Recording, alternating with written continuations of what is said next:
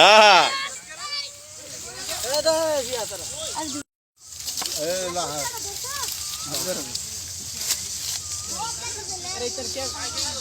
চলছে খাদি সেচা।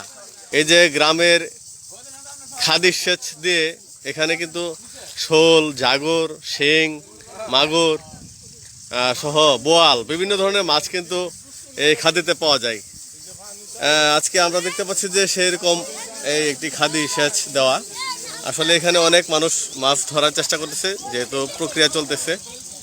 এখান থেকে এই যে একদম কাদা মাটির ভেতর থেকে মাছ ধরে ধরে তারা নিয়ে আসবে। কিন্তু তো আমরা দেখতে পাচ্ছি কিছু মাছও এখানে ধরা পড়েছে। একটা শোল, এই যে আমরা দেখতে পাচ্ছি শোল মাছ। একটু উপরে ওঠাও দেখি, লম্বা করে, মোটামুটি বড় আর কি। হ্যাঁ, একটা শোল মাছ। তো মোটামুটি চলছে, দেখা যাক শেষ পর্যন্ত কি হয়, কেমন মাছ ধরা পড়ে এই খাদি থেকে। আপনারা জানেন খাদির মাছ কিন্তু খেতে অত্যন্ত সুস্বাদু, কারণ দীর্ঘদিন এই খাদিতে পড়ে থাকা মাছগুলো ধীরে ধীরে বড় হতে থাকে। এই মাছগুলো খেতে খুব সুস্বাদু হয়। তাছাড়া এই বিলের মাছ আমরা জানি অনেক সুস্বাদু মাছ।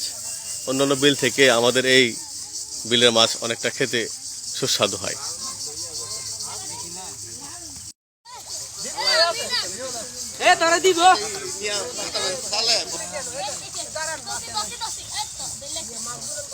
এই যে দিকে দিকে দিকে, এই যে মাছটা দেওয়া না বিপদ সাইরা আবার ধরো ধরো, আলগি দাও আলগি দাও, এই আলগি দাও। হ্যাঁ হ্যাঁ